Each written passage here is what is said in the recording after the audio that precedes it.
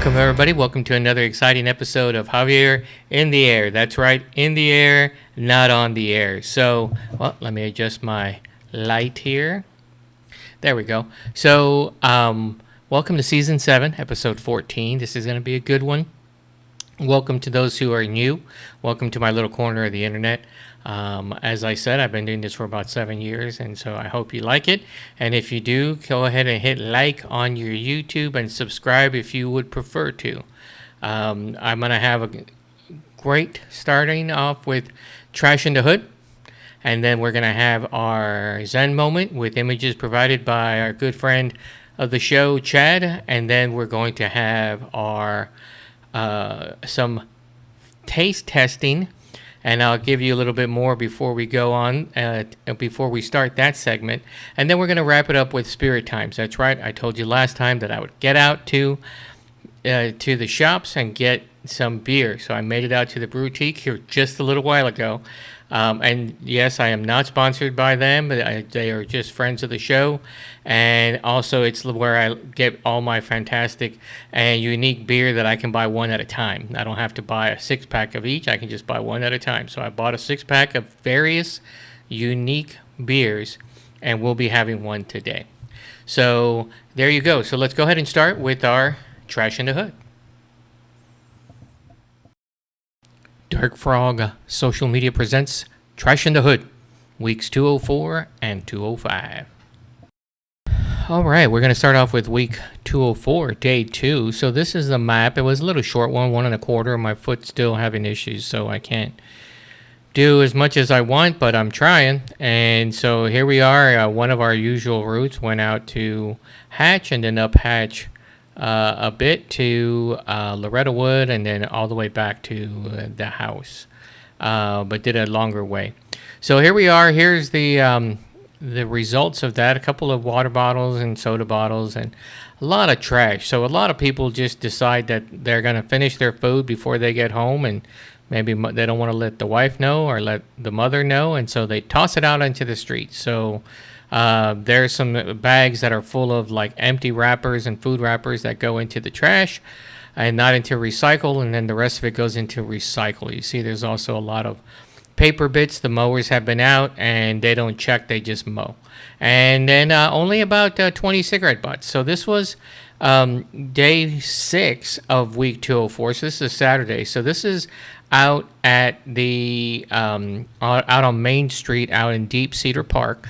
So was out there with the Takashitas, and they were doing walking, and we were doing walking, and we got about 2 miles in. So went about half over the bridge on Discovery, and then turned around again for foot reasons. But then I did find a lot. I don't go out there very often, and because I don't, I find a lot of stuff. So mechanics rags, water bottles, beverage containers, beverage cups, lots of food wrappers. Again, the mowers had been out in that section of town as well.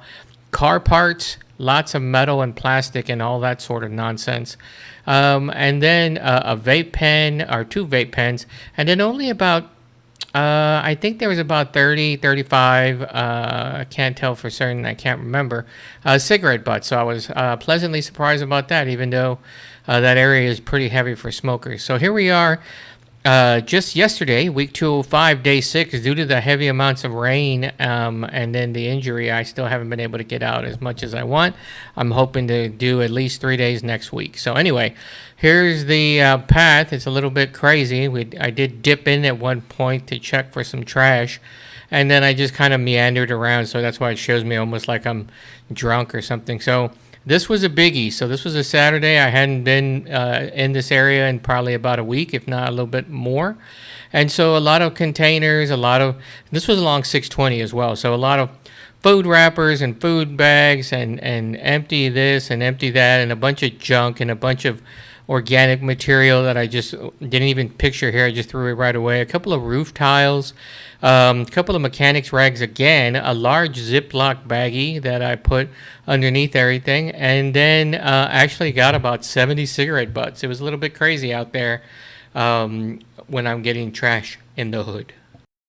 Okay, so perhaps in 2 weeks you might be seeing a little bit better, cleaner show because I'm probably going to be moving. Not probably. I'm going to be moving to a new laptop. I just don't know when I'm going to get it yet. Haven't officially picked it out yet, but I'm really wanting to because it looks like I blew out most of the speakers here, and I can't repair them, and I can't find a part for them. So, this computer was a refurbished laptop, and it's probably about 8 years old. So it's probably time.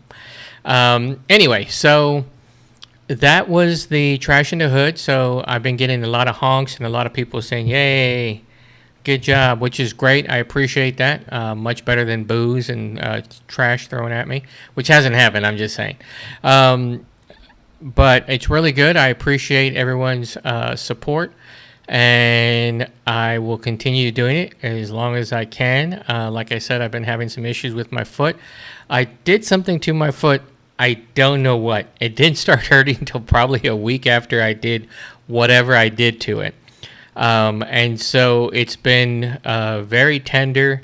I can get going on it, and then I don't feel any pain at all. But that's not necessarily a good thing.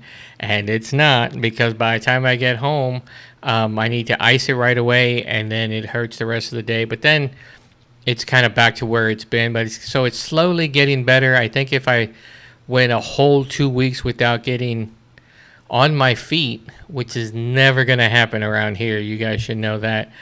Even if I'm not walking, it's just me right now. So there's no one else that's going to be doing anything that I need.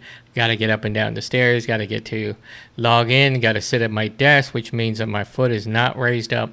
And so anyway, it's all good. It's getting better bit by bit. It's going to take a lot longer than it would if I was just convalescing, but I'm not. So there you have it. All right, so now we're going to go ahead and go to our most talked about segment lately, and that is our Zen Moment with, again, images created by Chad. Thank you, Chad. And so here we go.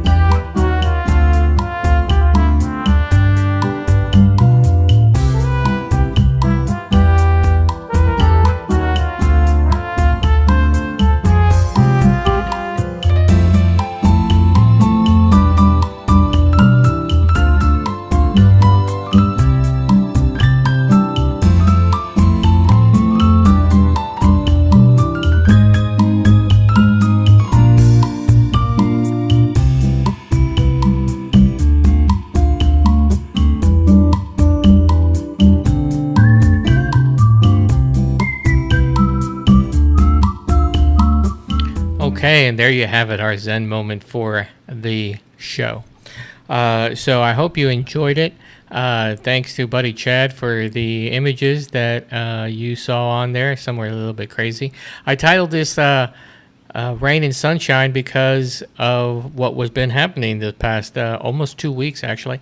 Been raining a lot here, causing some flooding in some areas of Texas. From what I have heard from family and friends, everyone I know is okay, thank goodness, and hopefully everyone else will be okay as well. I know there's been some issues.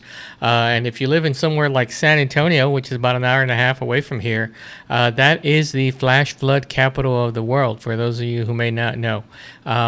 Just the way it was designed, flood basins that have been built on, other flood basins that have been blocked. And so because there's a lot of that, plus there's a lot of steep roads that go under bridges that don't go anywhere, and there's no drainage, they just fill up. And then also there is a large amount of San Antonians, and I'm not even saying tourists, I'm saying San Antonians, that think that this is okay to try to drive in. So if you've ever driven in heavy, fast-moving water before, this can sweep your car away. But it's also not this that most San Antonians who get caught and then get rescued, hopefully rescued, are driving in. They are driving in 6 to 8 to sometimes 10 inches of water, if not more, thinking their car can make it, thinking, oh, I'm in a truck, I can make it. No, you can't. So don't be stupid. And if you've already driven in there and you've been rescued, you were stupid to drive in the rain like that.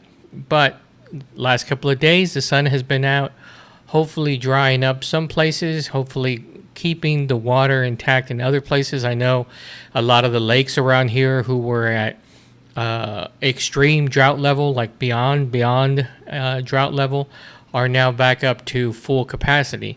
Now, don't be confused by that. That doesn't mean to go out and just use water and leave your water running and all that other sorts of things. We're still in what would be considered semi-drought mode. And also, the more people that come to live in Texas and other areas and other states as well, this is not just happening in Texas, the more water is being used just to live by. So don't think because, oh yeah, now I can just go and water whenever I want and leave water running down the street. We are using it faster than it can be repleted. And thanks to climate change, yes, it exists, it is not good. So anyway, let me jump back off my soapbox. Well, gingerly climb back off my soapbox right now. And let's move on to the next segment. So, probably about a month ago now, I was talking to my good friend Julia Takashita, who is my walking partner, and sometimes her husband does as well. But we all go walk and pick up trash and blah blah blah. Anyway, she mentioned that she was going to Portland, Maine to visit a friend. She also mentioned that she was going to get some moon pies, and I was like, I know what moon pies are. I'm not a big fan. And she was like, no, these are Maine moon pies. These are they are known for their moon pies. And I said, really? Let's put your moon pie where your mouth is. Let's see what we got. So when she came back, she brought, I believe it was 4 different types of moon pies. Not just types, but brands. So it wasn't the same brand. They all make different, and they make different moon pie. These are 4 different brands. 2 of them are supposed to be the best brand in Maine for moon pie, and then we also had an outlier, which you'll see on the show. So just wanted to preface this a little bit. This is our moon pie tasting, which I hope to have more of different types of tasting.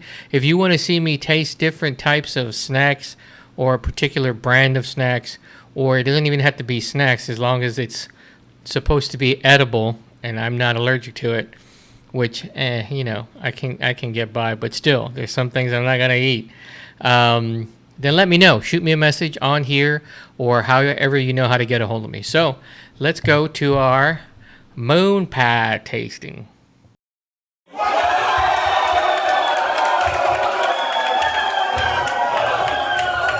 We're out at the human beings so we can do our taste test of whoopie pies. And now we're gonna get a little history of the whoopie pies of what we have here from Julia. Go ahead, Julia. Morning.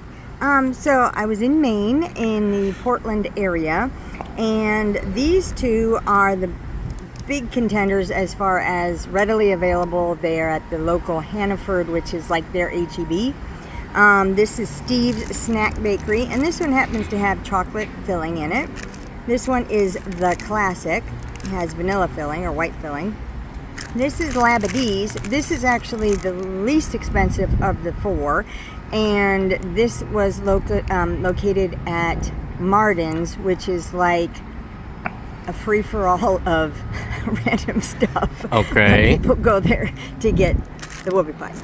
And then last but not least are the Cape Whoopies. This is kind of the more popular, I think, as far as mass production and whatever. It is the most expensive. This was $5. This was $1.50, and these were $3.50 a piece. And then this is Texas's equivalent, as far as I can tell, the Kicksters. Okay. Enjoy. All right. Thank you, Julia. So now we're gonna pause for a moment, cut these up, and then we'll do them one at a time. All right, so we're gonna start with what we both feel is the least favorite option. These are the Cakesters, and if you know what they are, I don't have to say the other name. Which again, I'm not sponsored by any of these people. So, Julia, what do you think? Good balance of cake to icing. Good strong chocolate flavor, like cookie flavor. Not crazy sweet, but sweet enough. Okay. All right, so I'm gonna grab one. Okay, so, oops. Want me to hold it? Yeah, just hold it there. Okay, so for me, now I'm sure I mentioned before we started the taping of this for the show, but this in essence is, if you knew me back in the 80s, I worked at a cookie company and we made something called double doozies, which are basically the equivalent of these whoopie pies. They were 2 cookies, any flavor cookie, and they had icing in the middle. So I'm somewhat familiar with these Cakesters. Never had before, but they're from a famous brand. So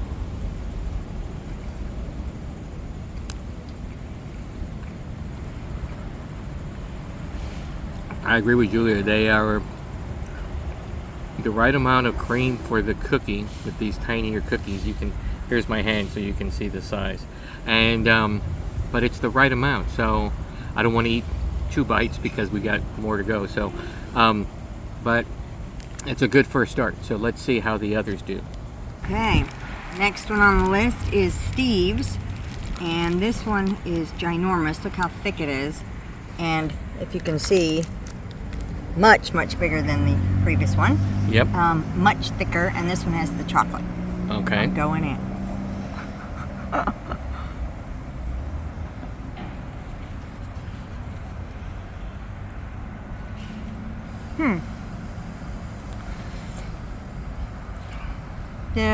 I thought the chocolate icing would have a stronger impact.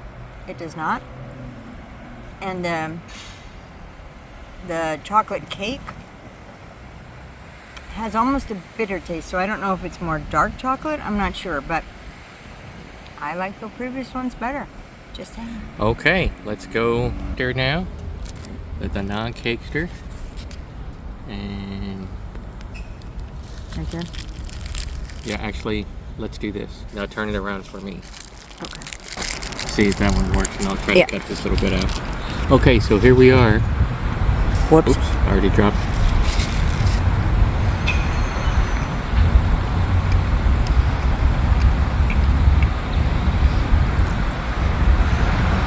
I agree. Again, the icing is not overpowering. It doesn't do much for it at all. This is really more of just a chocolate cake with the line in the middle. It's not like a cream like you would expect from your normal whoopie pie. So, okay, there we go. Next time. Go. All right, so it is more yellowish, so it probably has a lot more butter in it. So, and we kept these in the fridge until we did it today. So because Julia brought these from Maine, so.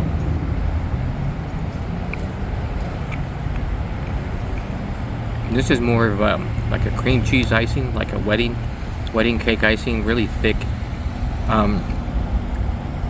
I like it more because of that.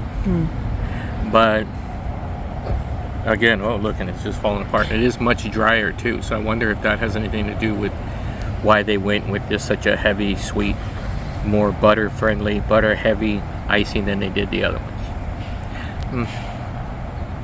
Running ties with that one. Start over again. Go. Oh, this is one of my of the four. This is the best, and running close second with the Cakester. Icing much creamier and fluffier, lighter.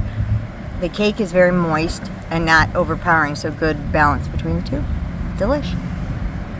Last but not least, let me bring this over here so they can show up more.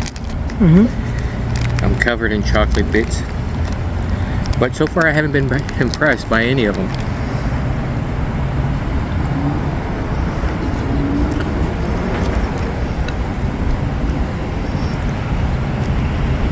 This is more of what I would actually consider a whoopie pie.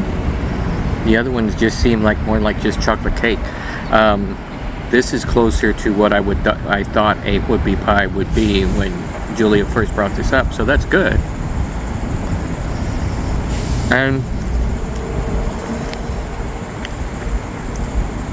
I think this is going to be the winner. So unless Julia thinks differently, do you think differently, Julia? Nope. So this is the classic wicked whoopie pie, and it's the surefire winner. So if you have other whoopie pies that you know of that you'd like to bring on the show and taste test with me, by all means please do so. Otherwise, we have a declared winner, and nobody can judge differently unless they're on the show. So have fun, everybody. Okay, and there you have it. And it looks like we're running a little bit long. So instead of our normal halve beans, I'm going to throw in bringing back the spirit times. So let's go ahead and just go straight to our spirit times.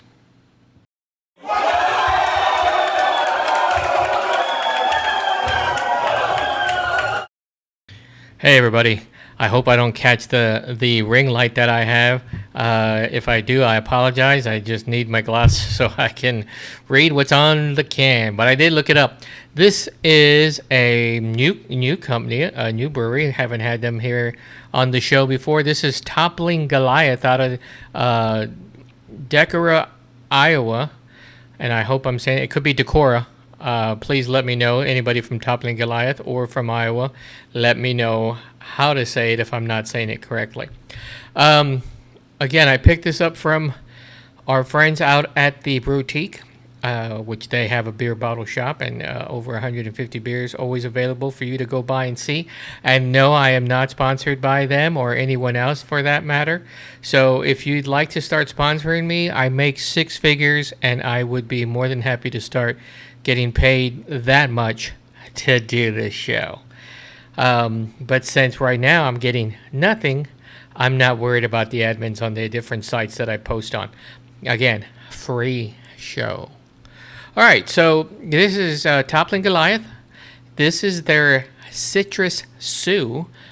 It's a blonde ale with orange. So, sometimes people ask me, how do you determine... and it's 5.2% ABV, by the way. Sometimes people will ask me, how do you determine what to have on the show? And what I determine is how the can looks like. It really is. It's no more basic than that. Sometimes I'm into IPAs, and so you'll see me looking in that section, and I'll grab a lot of those. Sometimes I just want to do random, and this time I actually went random with all the things that just look cool on the can. So here is a refreshingly blonde ale brimming with sweet tropical notes that are perfect for warm afternoons. Citrus Sue is brewed with fresh orange peel to give this vibrant ale a bright pop. That is a bright pop. It is an unfiltered beer, so sediment is normal.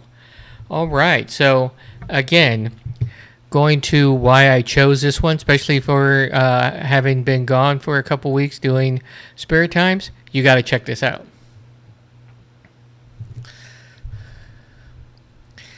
Citrus Sue. Now, why it has a Tyrannosaurus Rex on there, I'm not sure. But look at the can. And there's what I just read.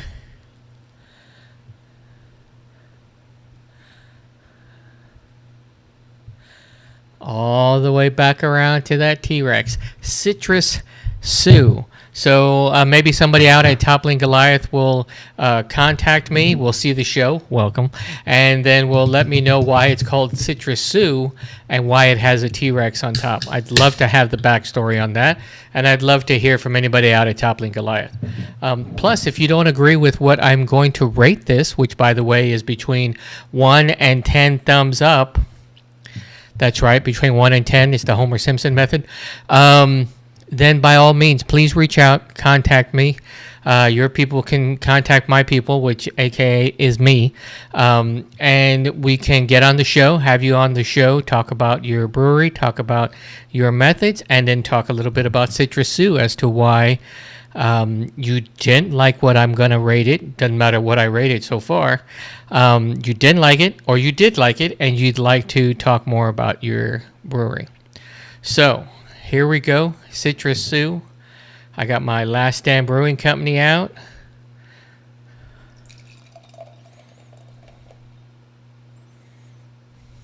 See if I can get the whole can in here, and I can. Rush it a little bit, but nothing wrong with some good head, or little head, which however you want to say it. So, I'm going to keep it like this, even though I should have gone wide shot on there. So here's the beer. I have to go this way with it. It does definitely have an orangish yellow tint to it, which I like to see if you're going to go with something like that. And so here we go.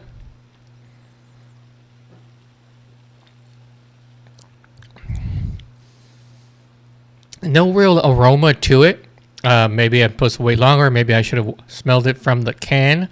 Toppling Goliath can tell me. No real aroma that I know. Well, just the standard beer that I get out of that. So it is good. It definitely tastes like a blonde ale, so that's always good when it says it's a blonde ale and it tastes like a blonde ale. I don't really taste as much citrus or orange peel that they did. Let me try it again.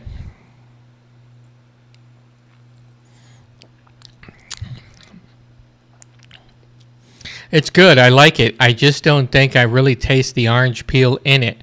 It's definitely good for a warm afternoon, sitting out back on my back deck on the patio, or sitting out in front even with the sun on me. Maybe a nice breeze going, or an overcast day. It's nice and bright out there today.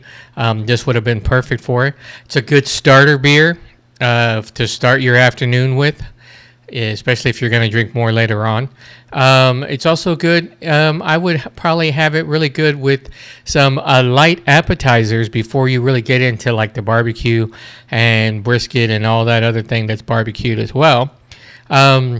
Maybe something nice, something light with a little citrus to it would be good.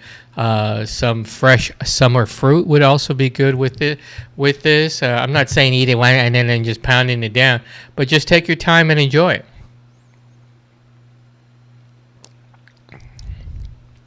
I get a little bit of a citrus acidic taste on the tip of the tongue when I first start drinking it, and then it goes straight into the regular blonde ale, at least in my opinion. Not saying that's bad, just saying that I'm not really tasting the orange peel, Toppling Goliath. So I'm going to go ahead and give this, I think I'm going to go ahead and give this 6 3/4 thumbs. Let me see, how am I going to do this? 1, 2, 3, 4, 5, 6 3/4 thumbs up, and that is out of 10. So again, Toppling Goliath, if you have an issue with my rating, please feel free to reach out to me and we can discuss perhaps on maybe my next show if I can get you on here. So that was Toppling Goliath's Citrus Sue, which you can probably find in your local market or your local beer bottle shop like I do. So there you have it, everybody. Enjoy your beer. All right, everyone, that is our show. So we didn't get to our Hava beans, but we have plenty of segments, plenty of recorded segments for that segment. So we will be having it in the future. I wanted to get that Moonpie tasting in so that people can start seeing various things that I do on the show and not just the same ones, even though the same ones are what has been bringing people back, which I appreciate. So if you like the show, please like and subscribe to it, or just like it on YouTube. And let me know any thoughts, comments, feedback, suggestions. And if you'd like to be on the show, just let me know. Contact me however you know, and we can set something up. So if you'd like to also, again, remind everybody, if you'd like to see me do a taste testing of something else with other people, also reach out to me and let me know. So I didn't get to the Hava beans, which I'll have next time in 2 weeks. Also, I will be talking a little bit next time about Cherry Bounce. That's right, I forgot to fix the light. Cherry Bounce here. Look it up if you haven't seen it. If you want to wait, I'll tell a little bit about it in 2 weeks. It's a ongoing long-term drink project that will take about 6 months. I'm going to let it go about 6 months. So I'll talk a little bit about it next time to the ingredients and what I'm doing and how's it going. Hopefully it won't explode in my pantry, and I'm going to leave it at that. All right, everyone. So I will see everybody again in 2 weeks, and I hope you have a good rest of your week. Thanks a lot, everybody.